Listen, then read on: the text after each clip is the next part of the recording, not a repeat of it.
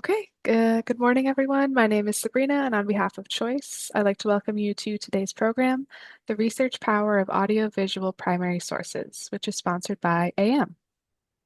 This session is one in a series of sponsored webinars from Choice that addresses new ideas and developments of interest to the academic library community.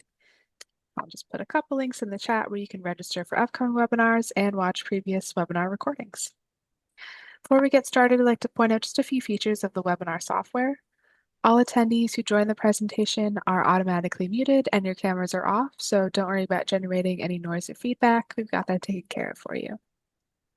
In the main area of the screen, you can follow along with the presentation materials. To adjust the size of the slides or video, you can use the divider in the middle of the screen to slide the sizes to your liking. We are using the Q&A feature today. Please use it to submit your questions or comments for our speakers.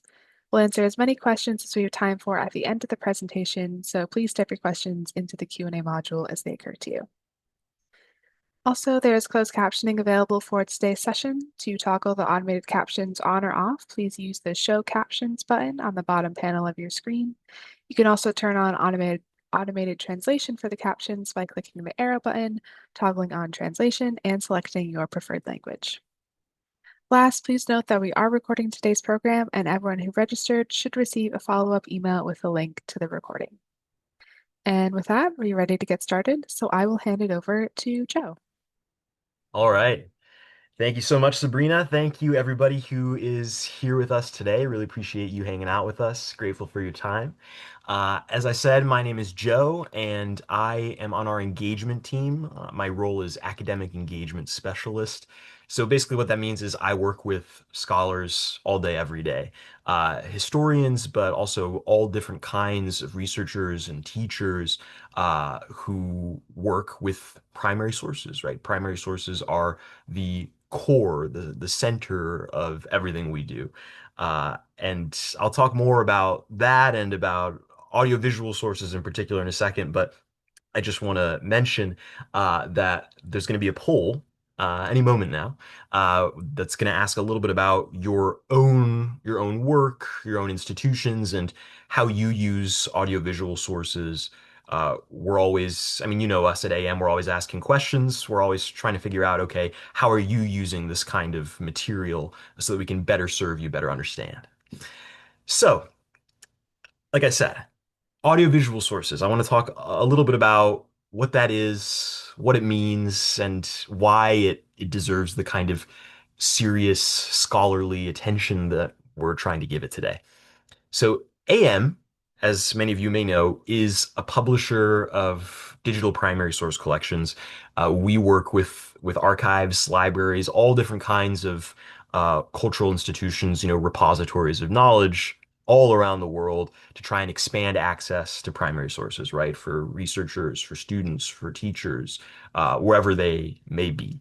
And so, as I said a bit earlier, the center of what I do and the focus of our whole mission as a company is a commitment to the primary source and to expanding access to that kind of material. And that's true, of course, today with audiovisual sources. And I just want to talk for a second about why I think that's so important and the way that I think about this in my everyday work with scholars.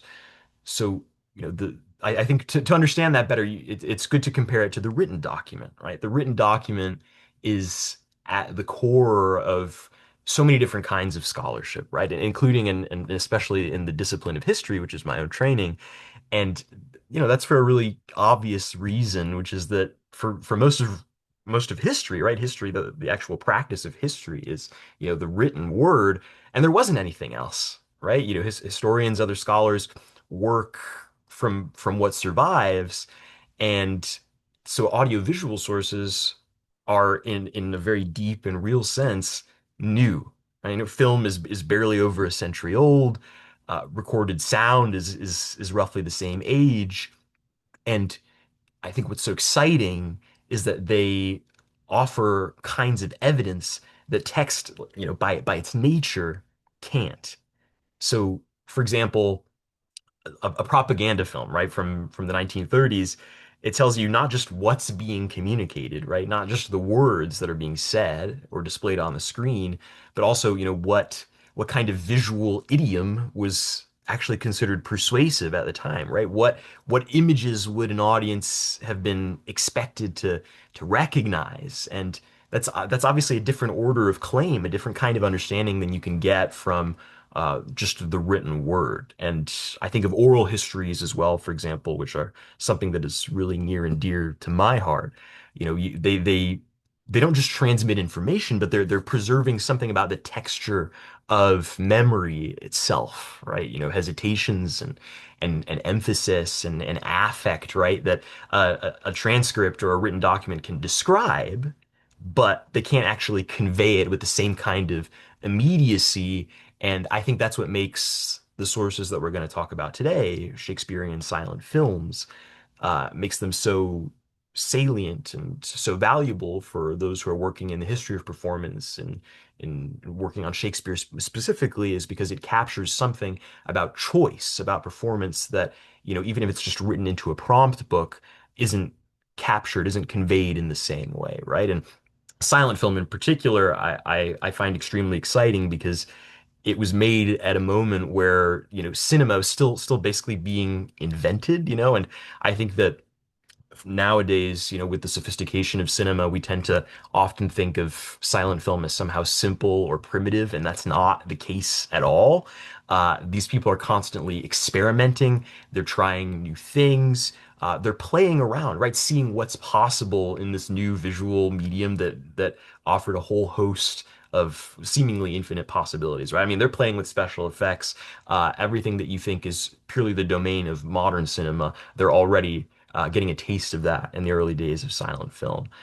And then, of course, there's, what's just invisible in the written record. I think of, in particular, one of my favorite things in this whole database is this amazing performance of Twelfth Night during the First World War in 1916 at this military hospital in Birmingham. And I mean, it shows you the physical arrangement of this thing, right? I mean, you can see the nurses and the patients, some of whom who are missing limbs, and military personnel who are like watching up on the hill. It conveys the something about the presence of the war in these people's faces and their eyes and the experience. Like you can like feel it in the air, even just watching this in a way that obviously wouldn't be so palpable, wouldn't survive in a program or a review. So, thinking about again, comparing the written word to audiovisual sources, the challenge has always been access, right? That's what made it different from the printed source, is that that was much more easily reproducible. Whereas for a long time, audiovisual sources, archives, they needed specialist infrastructure, certain kinds of expertise, physical proximity that researchers usually didn't have. But digitization is really changing that. And digitization by itself, though, not is not sufficient. You need serious institutional partnership to really make that happen, right? You need repositories of knowledge like the BFI, and then organizations like AM that have the capacity to make this widely available to people. And that's what today is about. So we have some speakers that are going to talk about this from different angles. We have Alice from Editorial is going to talk broadly about AM audiovisual primary sources, how we approach them editorially. We have Bryony Dixon, who's curator of silent film at the BFI. We'll talk about that partnership and the importance of silent film in particular as a resource for scholars. And finally, I'll be back. You'll see me again. I'm going to talk about the collection in terms of its functionality. I'll show you a demo, some of the features that I think add context and add power to those films. So, without further ado, I'll hand it off to Alice. Thanks very much, Joe. Those are some, yeah, great words to follow, actually. You've intimidated me a little bit. Yeah, thanks, Joe, and hello, everyone. It's a real pleasure to be with you all. Quick introduction. Yes, I'm Alice. I'm a senior development editor at AM, so I work in our editorial department. I work with archivists and academics as well to kind of identify and license primary sources for future AM resources. So we kind of help to shape projects right from their initial concept through to the publication. I also lead our editorial strategy for future audiovisual resources, and I get to serve as product lead in this area as well. So that included acting as a product lead for our newly published resource, Shakespeare in Silent Film, which Joe's already touched on, and Bryony and Joe will talk about that later. So whilst I could discuss that for the rest of the afternoon, I will leave that there and talk about some other things. I'm going to speak for the next 10, 15 minutes or so, just to share a bit more about what AV materials that AM have within our resources, and I think most importantly, kind of examples of how they might be utilised across different disciplines, as well. Under this kind of AV umbrella that I wanted to talk about, we include kind of both audio recordings and moving images. I think that's kind of important to understand where we're coming from when we think of this. So these are kind of content that might have been originally produced on formats such as celluloid film, magnetic tape, and kind of optical formats like CD or DVD. And they're kind of sources that capture events, voices, performances, and other forms of communication at the time they were created, whenever that was, in throughout the kind of advent of moving image and voice recording. AV content itself appears across dozens of AM's digital resources. So some of these, like the examples I've got on the screen at the moment, are dedicated entirely to providing access to AV content. So this is actually just a sample of some of those, but Shakespeare in Silent Film is there on the bottom right, and it's something we've mentioned already. It's our newest, and we've also published resources that are dedicated to AV content on kind of early 20th century British newsreels, China that's been filmed in the 20th century by Western travelers, so content about that, ethnomusicology and ethnographic recordings, Hindi cinema, as well as others that I will speak a little bit about as we kind of talk through. But alongside resources that are focused exclusively on audiovisual content, we've also published AV material within resources that feature multiple archives and different document types. So here, AV material can be viewed alongside things like manuscripts, printed documents, ephemera, and other interesting materials that would be considered primary sources. And here, the kind of AV content is helped provides visual contextualization to a particular topic. So, for example, we've included a selection of films from the British Film Institute in our resource, the Olympic movement. I've got an example from here, but that allows kind of users to see footage from previous games and events. The clip on the right is an example from 1924 that lets us see the kind of men's rope climbing event in action, which is actually a gymnastics event that was only ever at 4 Olympic Games. So yeah, I love being able to watch that. And across these collections, the British Film Institute has been our most notable and frequently returning partner for providing us with kind of AV content to publish within our resources. And that's, yeah, incredibly great partnership. And we're kind of very delighted about that. And you'll hear their name mentioned throughout this presentation as well. Across all of these resources, we've been able to publish a variety of forms of AV material, which I'll touch on as well. So things like silent film, newsreels, propaganda film, like Joe's already mentioned, video interviews, oral history, speeches. And I think each of these can support different subjects in different ways and quite uniquely in their own way as well. And I'll take a look at some examples as I talk through. So thinking first, though, I wanted to speak about why AV sources are valuable for students and educators. And I think Joe's already kind of eloquently explained some of these as well. But libraries are consistently kind of identifying AV materials as supporting active learning and interdisciplinary teaching, especially in the humanities and social sciences. Film and audio materials aren't just used in film and media studies, but also in history, in literature and politics, sociology, gender studies, public health, area studies, and many others that I have on my list that I won't read out now. But AV sources, I think, can serve in many different ways, and first being kind of contextual evidence. So they help students better understand a period, an event, or a community by actively seeing it. What a great way to put to help understand it better. It can be kind of illustrative material that complements and enriches the textual primary sources. Joe's already given some great examples of where it can kind of add to the record, but also can kind of support what you already know and give kind of visual record of that. It's a kind of accessible and familiar source type for students who we're always engaging with audiovisual media in their everyday life. I think everybody is today. So it's quite accessible way, particularly for undergrad students to kind of maybe combat quite difficult topic, or might be quite difficult to read about, for example. It's also a great way to build visual and media literacy by using AV sources alongside textual analysis. So they can support source criticism and critical thinking, which we actively want to be teaching students about and kind of getting undergraduate students kind of thinking about critically. And they can be like really support inclusive teaching by foregrounding voices that may be absent from written archives as well. So they can add context to that as well through accents, speech patterns, and physical presence, and understanding more about the person that's maybe showcased in the content. Next, though, I want to take a bit of a look at a few different types of AV primary source material and how they can be used across different disciplines.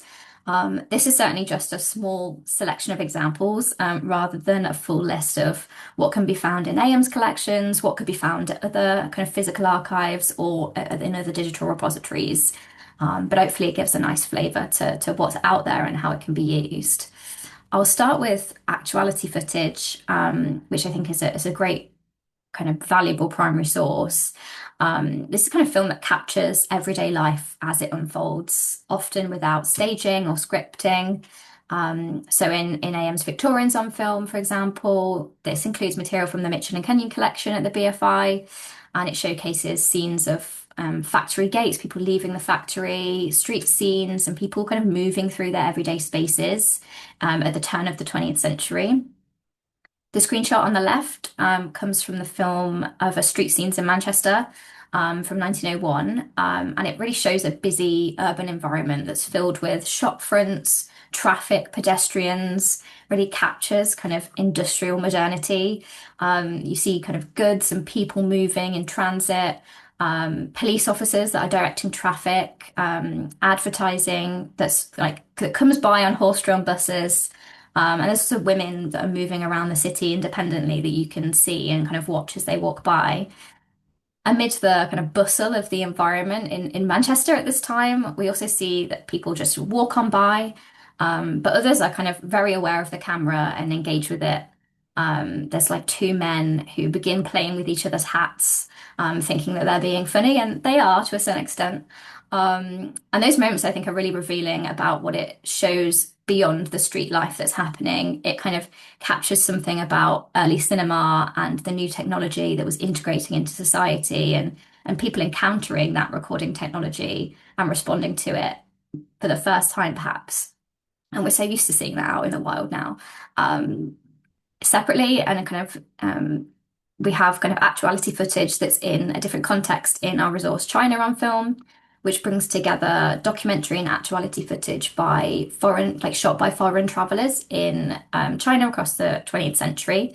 Most of these are Western travelers, I should say, too.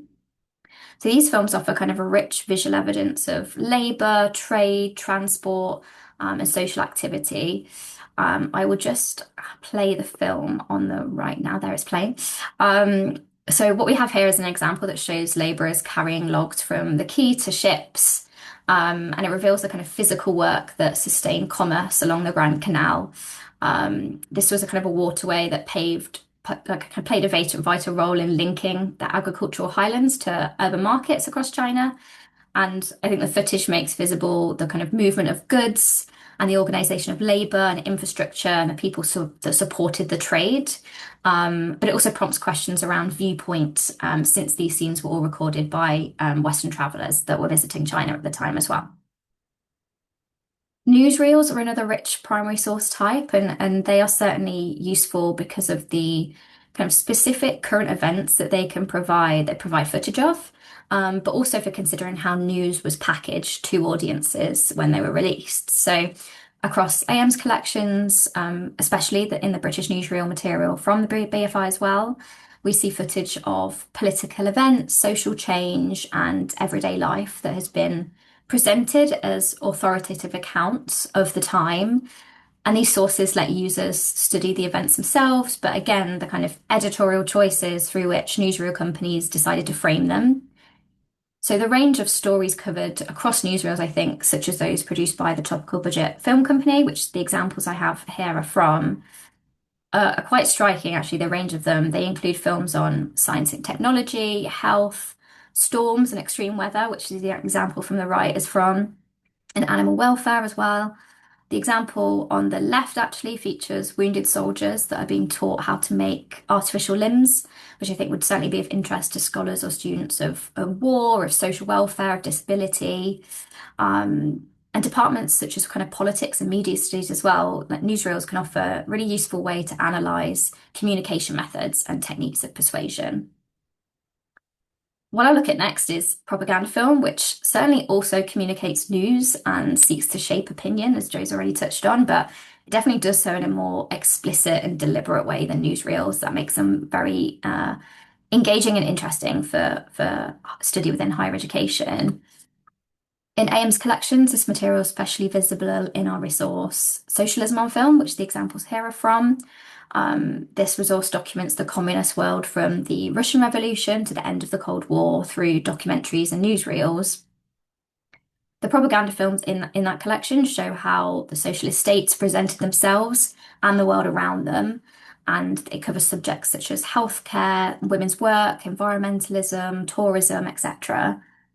And I think what makes propaganda so useful for teaching, as Joe's already touched on actually, is kind of the purpose is usually quite clear. They can help students immediately ask kind of who made this, who was it made for, what message is being promoted, and why that ideology was important in the context that it was being made.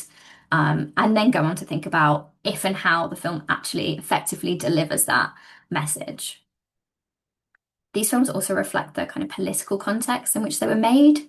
So in Socialism on Film, they are especially useful for understanding how states projected ideas about identity, power, and conflict, both domestically and to international audiences during the Cold War. My next example is from kind of government-sponsored information films. These kind of types of sources use some of again, same techniques as being used in newsreels and propaganda, but kind of for more practical purposes, but still persuasion. These films are kind of designed to inform, advise, and shape public behavior, often around things like health, safety, or civic responsibility.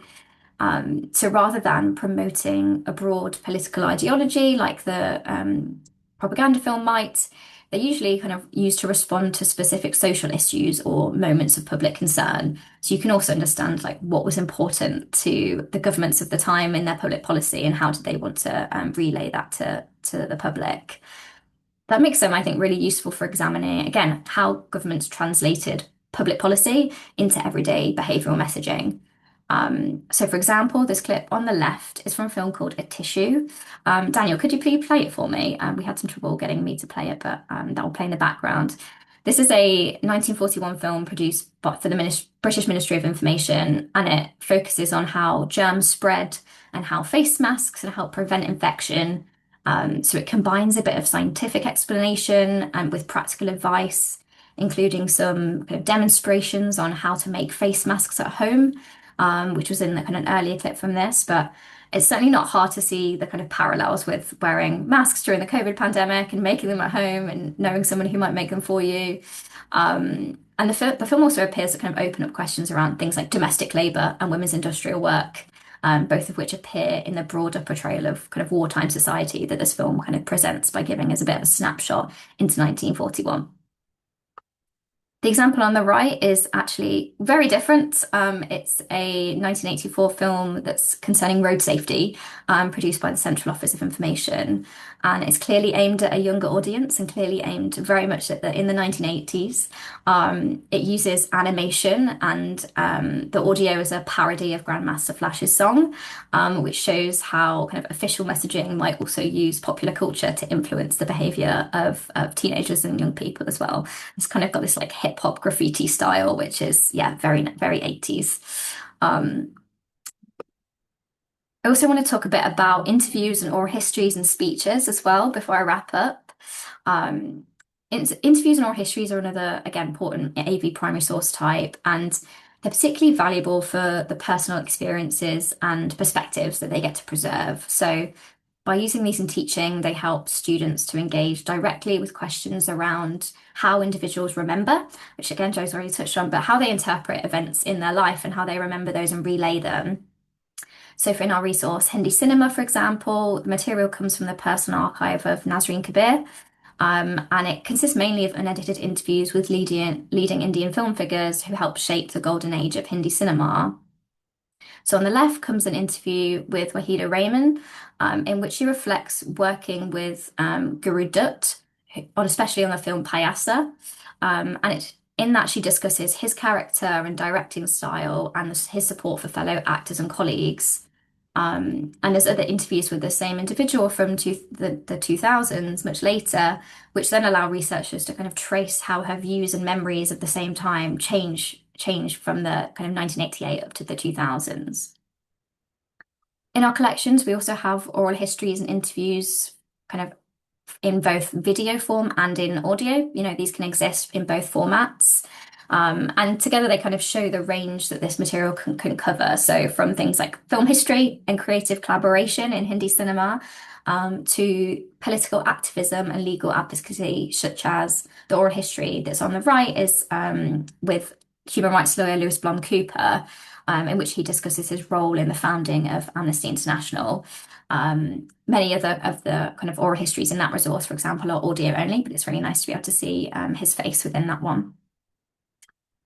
One final format I did want to touch on briefly are speeches, because I think they are a great way to engage with political history, and again, provide extra evidence that you might not be able to get from textual sources. So again, these can be captured on video and audio, but political speeches are especially kind of valuable in teaching because they show not just what was said, but again, how it was delivered. So unlike a transcript or a draft, a recording gets to capture tone and pacing and emphasis on certain words and helps students in politics and history to kind of analyze it as the speech as performance, as well as a record of what was being said and maybe the policy that was being relayed.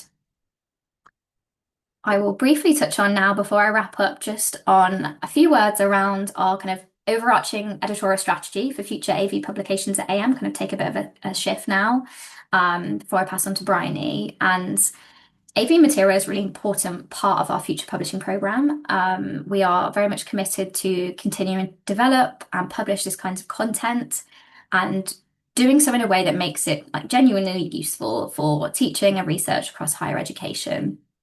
Our partnerships are very much central to that. As I've said already, we're incredibly fortunate to work with leading archives, including the BFI, whose collections are incredibly rich for study, which I think the examples I've shared showcase that very well. These collaborations are really vital, and we certainly hope to build on them and continue working together for future projects.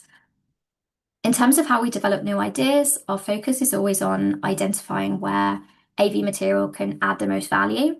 So we're thinking about the strength and uniqueness of an archive collection, how content will be used in teaching and research as well, and how our projects can be framed to best support those. The factors that kind of guide how we prioritize are certainly around those things around how we get our projects to take shape. But naturally, alongside the things, we do have to consider things like the practicalities, a horrible word really, the practicalities of digitization, or the potential considerations around copyrighted content, the boring things, but we have to consider them to be able to build our projects out. So we're kind of actively exploring new ideas and thinking about which formats, subject areas, or kind of approaches are most useful for today's students and researchers, and how that might evolve over the coming years. And that includes kind of looking at how AV content can be explored across different humanities and social sciences disciplines.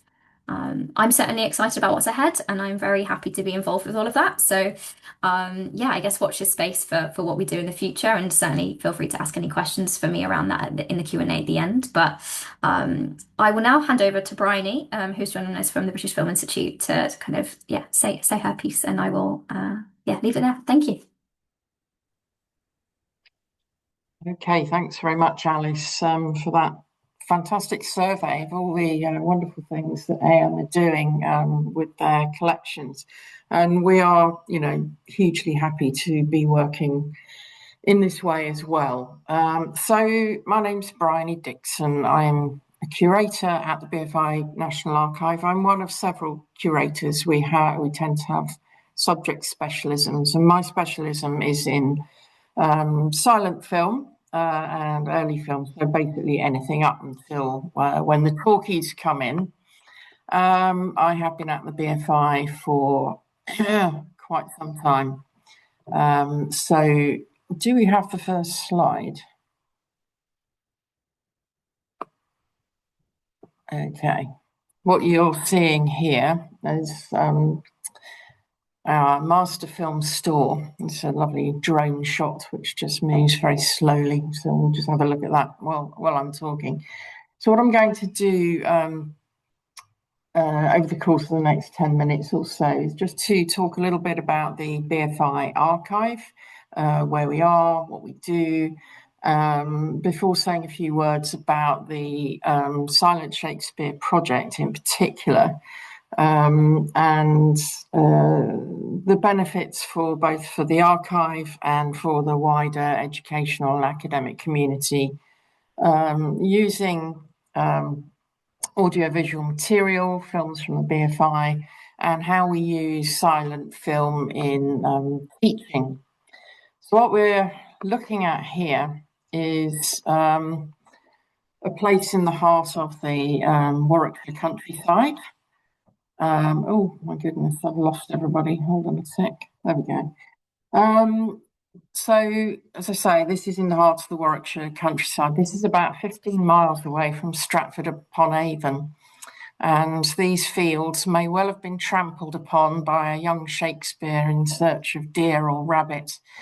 Who knows? He was certainly very much in the area as a young man. This is where our nitrate film is stored. So essentially, this is an enormous fridge. And the reason we keep our early films here is because they are generally on nitrate film stock, which is prone to degradation, and it also is highly flammable. So it has to be kept in these individual cells apart from each other. So if something does suddenly explode into fire, it's not going to kill the whole collection. So this wonderful state-of-the-art facility is keeping our films safe and at sub-zero temperatures and dry humidity.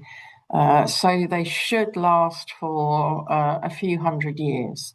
Now, this buys us time to copy the films onto some other medium should that become necessary to preserve it in perpetuity. What we used to have to do when I first started at the BFI 30-something years ago was to copy from one type of film onto another. But now we no longer have to do that. We can scan the originals straight to the medium on which you can see it. Now, what this means in terms of its use as a primary source is that you are seeing exactly a duplicate copy of the artifact with no intervention or anything. So this means that it's a very direct copy, and you can sort of trust that it hasn't been tampered with or manipulated in any way, which is a thing that does happen with film in particular. So the size of the collection as a whole, the BFI's collection is millions of things. We collect film, we also collect television. So it's one of the larger collections in the world. And the size of the silent film collection is something around the 20,000 title mark, something like that. And of those 20,000 titles, we may have multiple elements. So we'll have negatives and prints and all sorts of digital files, tapes, all kinds of elements. So that exponentially, you can put times by 10 at least for every single title. So it's a big job to keep track of all this kind of material. So as both Joe and Alice have said, we are in a new kind of era where we are increasingly using and can increasingly use visual materials for our studies. And it's sort of expected, like we're looking at pictures now, we're expecting to be able to use images all the time in the way that we communicate, whether academically, educationally, for entertainment, or just in the normal course of communication. Can we do the next slide? I'm just going to show you what the inside of this vault looks like. So you can get an idea by looking at the image on the right-hand side of the sort of scale of the operation. It's big. And that's just one of the vaults. So on the left is those are the nitrate vaults in the Sub-Zero lab, and on the right are 3 vaults that we have. Those are just for the film, let alone tape and anything else. And we've got 3 huge vaults like that, and we have robots doing all sorts of stuff, moving around. So we have a digital preservation infrastructure as well. So yeah, it's massive. And within this, we have a tiny subset of films that are to do with Shakespeare, which I'm going to talk about in a second. But just to talk about the benefits of the collaboration for a moment. So we've been working with AM for a while now, and it's been an incredibly useful collaboration for us. The benefits for you, as it were, as users, is very clear. You get to see visual materials that would be very difficult for you to see otherwise. We all used to have to actually travel to see material, which was complicated, expensive. Whereas, of course, digital publishers can now funnel these resources, the knowledge between academia and collections. So this is a great benefit. But, of course, the other great benefit is also that these images are not just sort of wallpaper or, for sticking behind us as we're talking on a Zoom call. They also are very specific to their own medium, and it is an incidental benefit from my point of view that while you're thinking about Shakespeare studies or adaptation studies or other kinds of literary studies, you're also going to be incidentally learning something about the history of film, which is also fantastic. So with something like the Shakespeare collection, you'll be seeing how films go from something produced in 1899, which is only, 30, 40 seconds long, to something that's, a 2-hour feature film. And you can see these sort of incremental developments as film develops. It becomes longer, it develops a language of its own, and becomes ever more sort of complex. So the other thing is that you can compare materials from different places, very obviously. So there is a sort of international comparative exercise that you can do. So when you're putting together different media or media from different collections, there is a benefit to being able to cross-reference and compare materials. So that is also enormously useful. So from our point of view for the archives, what are the benefits in this collaboration? Well, usually people say, oh, well, this will be great for the profile of your organisation or collection. Actually, that's not a particular problem for us. We don't really, profile's not what we need, but what we do need is resource. So this digitisation that Alice has been talking about is something that's not always very easy to find funding for. A complicated organisation like the British Film Institute Archive is doing a lot of stuff apart from just ensuring the survival of the collection, doing preservation and restoration work. All of these things are incredibly time-consuming and resource heavy in terms of staff, both technical and curatorial, and the sort of funds that are available to digitise specific types of materials for specific types of audience are often not there.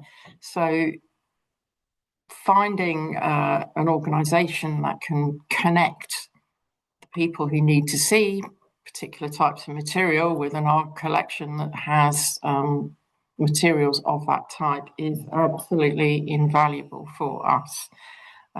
So we are thrilled to bits about this relationship.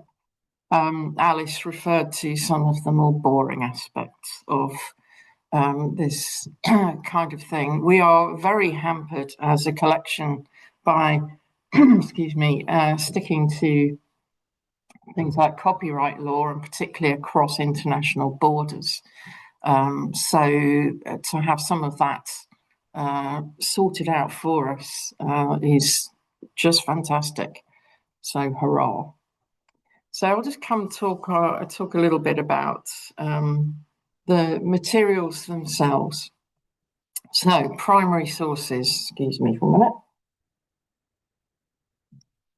Primary sources, I love a primary source. It was my favourite thing at university. I really don't care what anyone else has got to say about a subject. I just want to get stuck into the stuff. I guess that's why I became an archivist. So we said visual material is becoming more and more important in the way that we communicate and study materials.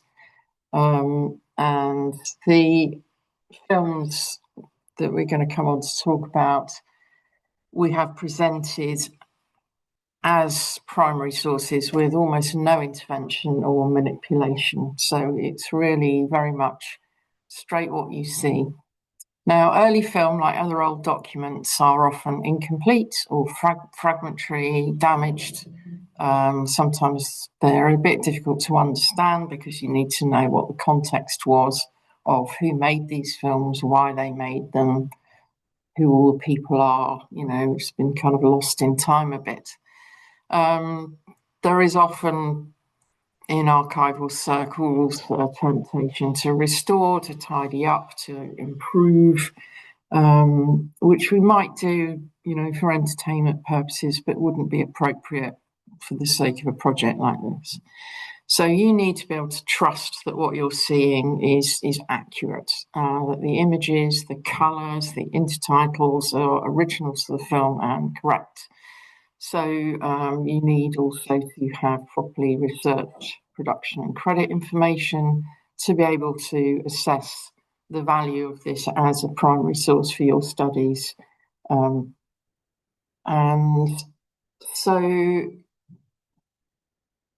what do these bits of film offer in terms of studying? Given that these films were made at a specific time in the past, so the early 20th century, broadly speaking. Now this, if you're a Shakespeare scholar, this might not be your most immediate choice when studying Shakespeare. Do you really need to know what was happening in 1899 or 1927 about how people saw Shakespeare then? That's certainly a factor. But there are many other things about the moving image. Joe said earlier, the immediacy is a thing that has an enormous value, in fact, in studies. We talk a lot about the hierarchy of attention with these kind of media. So you start off with the written word, which is difficult. It's a code, that you have to learn. Most of us thankfully learn it so young that we do it more or less automatically. After this, you've got audio, the spoken word, you've got then visual images, and at the top of the tree, these are trumped by the moving image, which is most kind of vivid. And if any of you have kids, do move on to the images. I completely forgot to mention this. We were going to have some images just rolling around so you could see what some of the images from the films in the Shakespeare collection. So where was I? Yes, so if any of you have seen children in the presence of a mobile telephone, you will know that moving image is the thing that gets most attention most quickly. They will drop everything in order to look at some pictures moving. So for this reason, film is useful in bringing to life a subject, in conveying some of that sort of vividness and variety. So the Shakespeare films, you're seeing some of them rolling around on these stills, some examples, convey all sorts of different things. So they can convey performance, spectacle in particular. They can visualize the great characters of the Shakespearean stories. They can show us famous scenes, locations in particular.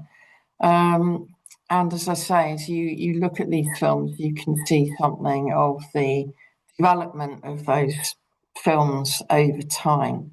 They become longer and more complex.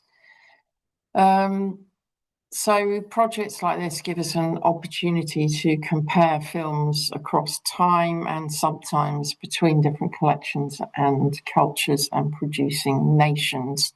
So here in the collection, we've got British films, American films, a lot of Italian films, German films, French films, all great producing nations of the early 20th century.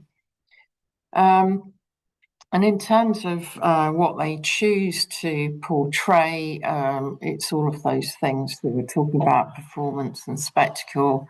Trick work is one of the great things where films can do stuff that the stage couldn't. So it can show you these actual physical locations, have the Merchant of Venice in Venice. Wonderful. And it can show you Shakespeare land, as we're seeing on this image here, and even Shakespeare himself in this picture.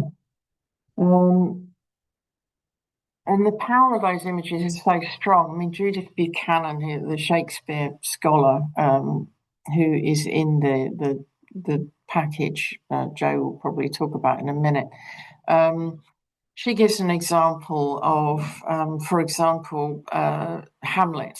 The death of Ophelia in Hamlet is one of those classic scenes that we all know about. And it's in fact so sort of powerful as an image that filmmakers couldn't resist putting the death of Ophelia actually in the film, even though in the play her death takes place off stage completely. So it's a sort of tribute to, the image makers, that in fact they sort of almost changed how we see certain scenes in Shakespeare over time with the move from one medium to another one. And then for filmmakers, of course, Shakespeare is very attractive as a subject. It was already a hugely popular cultural phenomenon, and producers, of course, were using it to attract audiences. Because we all have,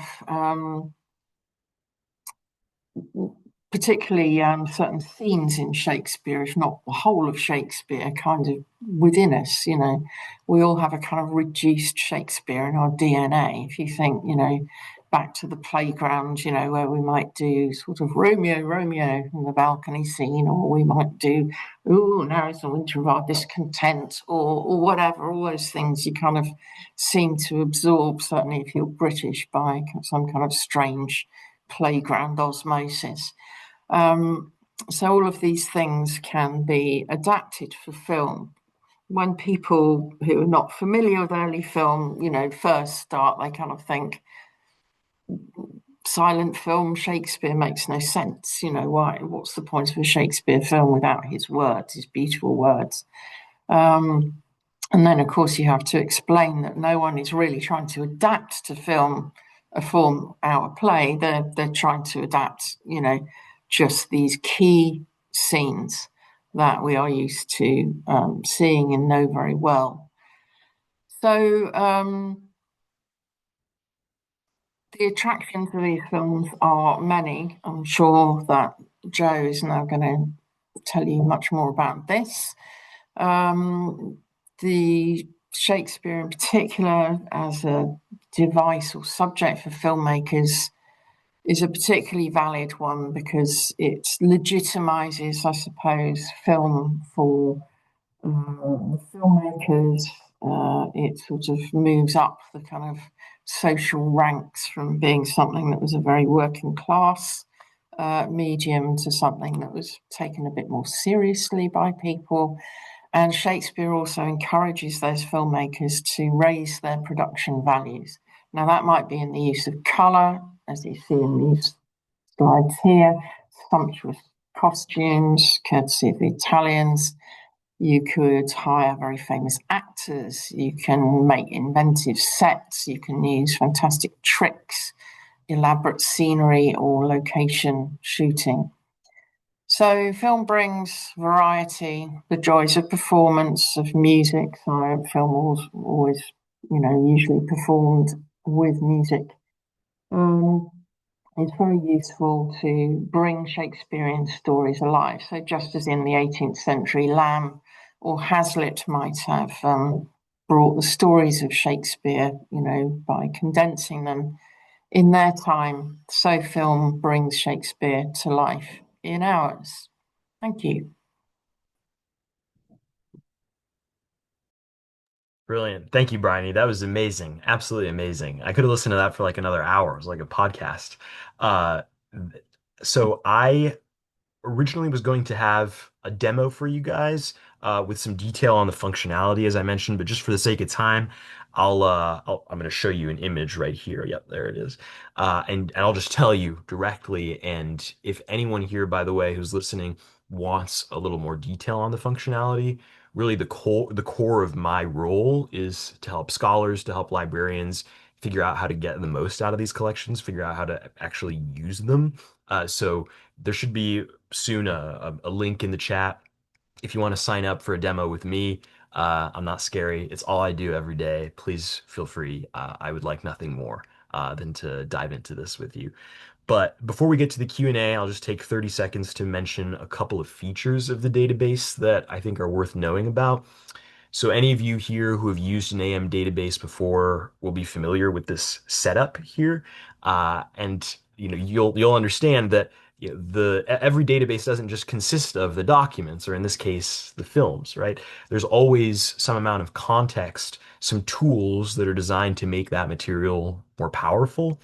And in this case, a few of them that I wanted to mention are first the search directory. So, if there's a whole long list in the database of people who are involved in these films in some way, whether they're directors or actors or anybody else. So, let's say you're writing a paper and you don't know where to start. You can go and find one of those names and click on it and see all the films in which that particular actor appeared, for example. We also have the video commentaries from Bryony and Professor Buchanan, as she was mentioning, that go alongside the films. So, like, you probably remember from the old days where you could get a DVD and there'd be director's commentary along with it. It's someone who, as you're watching a particular Shakespeare film, is explaining to you what to be looking for. How do you watch this and figure out what it means? And then lastly, yeah, so you got the introduction right there. And or you can pause it there, Sabrina. And the last thing is, so here you can see some of the features I'm talking about. There's the search directories, there are the audio commentaries. And lastly, my favorite thing, uh, there's music that goes along with these, right? Because we often think that these were silent. They actually weren't. Often there was music being played live alongside them. And Neil Brand, who's a pianist, who's one of the most brilliant accompanists right now, he plays music along with a selected group of the films. It's extraordinary. Totally changes the way that you experience these emotionally. So all of these give, we keep saying this word immediacy, which is a word that I love. They all give the films a kind of immediacy, a kind of depth of understanding that, wouldn't be possible otherwise if you're just watching it on YouTube. So in the last few minutes, I wanted to dive into a Q&A with my brilliant co-panelists here. We have a Q&A function. You should be able to see it there on the bottom for you audience members. Feel free to throw any question at all. Nothing's off the table. We're open books. Throw any question in there. I do have some questions already just because, as I say, I work with scholars all day, every day. They ask me questions about this database all the time. So I figured I would start, Alice. There's a question that I get a lot, which is, and you gestured at this a little bit, but maybe you could just say a few words of how you identify ideas for new AV projects, right? We're often we get suggestions from scholars, from faculty, from students everywhere. How do you decide which ones to take forward? What's that whole selection process like? Yeah, absolutely. I mean, we might kind of we come at things in a very different way for well, very differently depending on the project, right? The idea might originate in a different place, but that's the case for all of our resources, whether it's audiovisual content or otherwise. So we might identify a topic intent like within our editorial team that we kind of recognize as something that would be like really well served by more access to primary sources. And that might lead us down the route of actually audiovisual sources would be great for this topic, and we should try and find something that would do that. And then identifying a collection that we move forward with. Hmm. An idea might be sparked by a discussion directly with an archive that we have.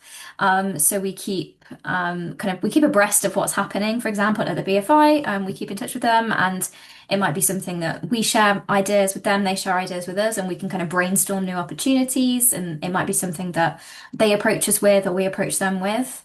And I certainly think that's how a lot of our resources that have been working directly with both have come about, just from kind of natural discussion or something that potentially the BFI has approached us with as like they'd love to do something with this, but they can't find the space to do it within their kind of current workflows. And it's something that actually aligns with all of our other things as well. That's when we have to start thinking about, whether we can like practicalities again, like whether it's something that we can do something with, like thinking about the format, the copyright kind of conditions around it and things like that. So when it comes to kind of what we prioritize out of that, it's based really around a mix of what we feel confident that faculty and students would benefit from access to, like making sure that that content has a variety of use cases, which I hope we've exampled kind of today, across the humanities, because that's certainly important. So we kind of get feedback to all of those things.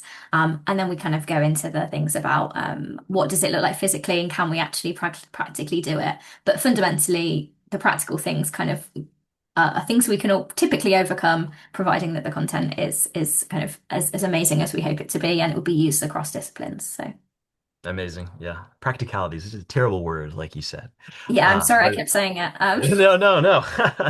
Well, we see the practicalities lead to a beautiful result as we looked at today.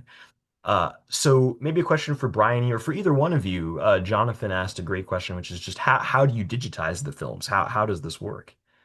Yeah, okay. Well, we have big machines called scanners. So in the old days, when you were copying film, you had to do it on a, actual printing machine where you run the actual celluloid through a printer. These days, you do it on a digital scanner, which is a good deal more gentle. So you can actually get copies of material that's really quite fragile. You can do it literally frame by frame by frame by frame. And then you can do all kinds of things, like you might need to change speed because silent film ran at different speeds because it didn't have to be synchronized with sound. So, and then you need to, there's a certain amount of what they call grading has to happen so that the machine, the kind of light and dark is the same throughout the film. Yeah, it's a golden age, really. Actually, we're living in for moving image materials. When I first came, it was very difficult, it was very slow, it was very expensive, and now all these opportunities are opening up for us, and we can work, with people like AIM to try and get out some of the less obvious materials from the collection.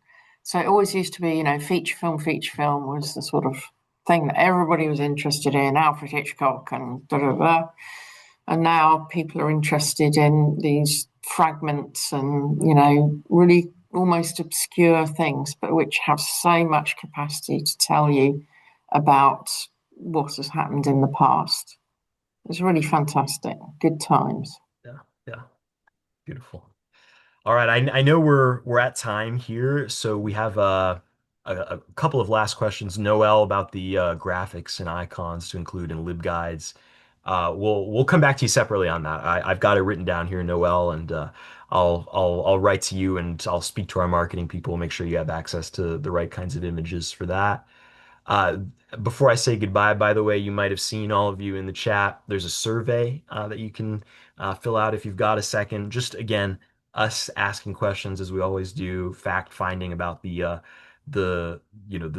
our digital initiatives around audiovisual sources and how it would be helpful to you and how you imagine it playing a role in your own work and your own lives.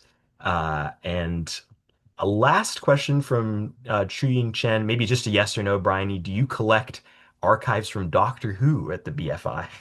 Yes, we do. Yes, you do. Okay, great, great. That's great for posterity. All right. Well, thank you all so much. I realize we're a minute over, so appreciate you hanging out with us. It's been such a pleasure. I'm sure we'll all see you again in a future webinar. Yeah, hope to do that. Hope to see you again, and grateful for your time. Thank you so much. Great. Thanks, Joe. Yeah, I'll just say thanks so much to Joe, Alice, and Bryony for taking their time to speak with us today. Thank you to our attendees for your questions and your comments. I'd like to remind our viewers that we did record today's program, so be on the lookout for a follow-up email from Choice with a link to the recording. Also, if you have a few minutes after the presentation to fill out a brief survey, there's the one in the chat from AM and one from Choice that should pop up in your browser. So thanks again to all of you out there for joining us. We hope you learned something new from the webinar and hope to see you again soon on another session. Thanks, everyone. Thanks, Sabrina. Thanks, everybody. Thanks for Have a having good us. one. Bye bye. Bye.